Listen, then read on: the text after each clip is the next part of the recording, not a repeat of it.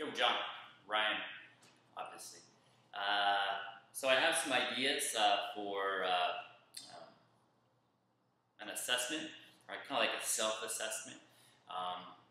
Some of these things are based on the Gray Institute stuff that I do, and when people do these things, they're gonna know instantly if, hey, I need to work on this, because it's almost gonna make them feel, wow, I can't do that. That's interesting. Oh, I want to get better at that. So the first one I want to start with is kind of a balancing one. Typically, balance assessments are done just static, but as we know, balance is the ability to control motion. So what I'm going to have people do is stand on one leg. I don't know if you can see me here, and they're going to bend and they're going to flex forward, and they're going to blend and flex back. So it's just going to be starting sagittal plane from the side. They're going to use their whole body to help accelerate that segment motion. Okay, both sides.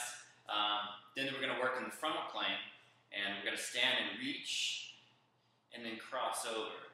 Stand and reach, cross over, making sure that people don't just step and touch. We want to barely slide around, barely tap. Okay. The final one is in the transverse plane. Standing on one leg, they're going to turn their whole pelvis, open up the hip, just really attacks that psoas there, and they have to pull back. Cross, pull back. Cross, pull back. Along with that, I know the transverse plane was the other side, and it almost looks like a curtsy, so they can be standing on one leg, and they're going to curtsy across behind. Curtsy cross behind. They can use their arms for counterbalance, or they can make it a more functional one. I call this a skater that we do in yoga. Okay? So that's what I call single leg balance, multi-planar step reaches. You can tweak the name if you like, I don't care if you like it or not. So the next one I always have people do is jumping jacks, and the thing about jumping jacks that I don't like is that we always do them in the same plane. Like it's multi-planar, so I think we should maybe have people test for a minute, and they're going to do about 5 seconds of each one. And I'm just going to actually do it here, and feel free to fast forward through this. I think you'll get the gist. I'm going to go through all the planes. We're going to take 5 seconds each, so here we go. Frontal plane, sagittal plane, frontal with a little cross in the front, cross in the back. Then keeping the feet touching together. And then side to side, 5 seconds. Then forward and back, keeping the feet together, 5 seconds. And then twist the pelvis, 5 seconds. And in and out, 5 seconds. This is where people start to dive back to frontal plane, but then we're going to go clockwise. Actually, counterclockwise and then clockwise. And then back to sagittal plane. Feet. Counterclockwise. Piece of cake, right? The other way, of course. Done. Okay? So that was just shy of a minute. I think I went through those a little fast. So, hey, obviously I'm in pretty good shape. I'm doing this fine, I can still talk, right? The next one, crucial, all right? The ability for people to get up and down through the ages is important. One of my favorites in yoga is this. So how people stand with their feet a little wide and shoulder width apart and just say, hey, squat down, reach back. So squat down, touch the ground, come back up. Switch hands, squat down, come back up. From the side, my butt is not touching the ground, so I'm just squatting back, touching, coming out, again, squatting back, touching, coming out.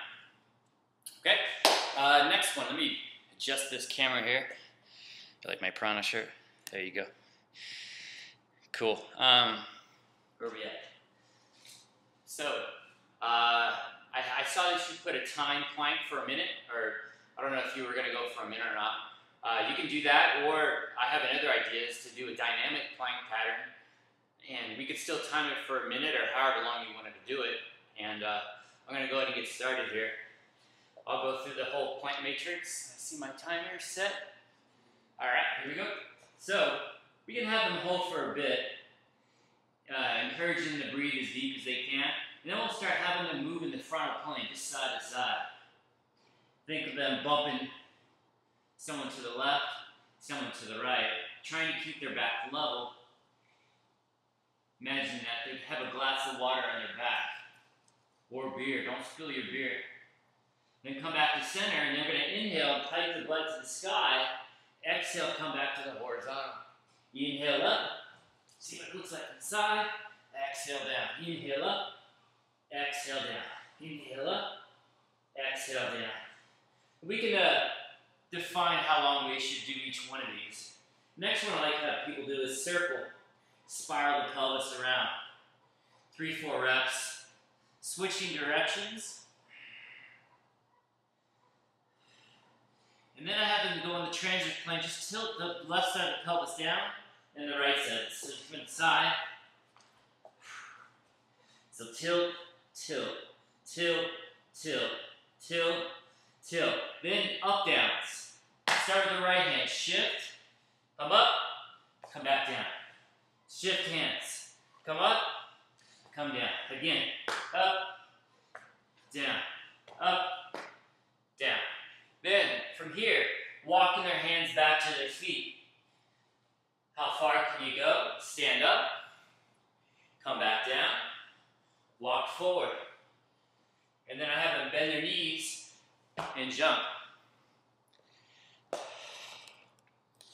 So,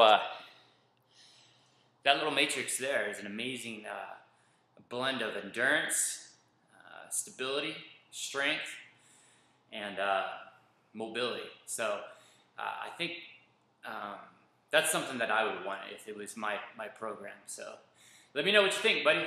See you soon. Peace.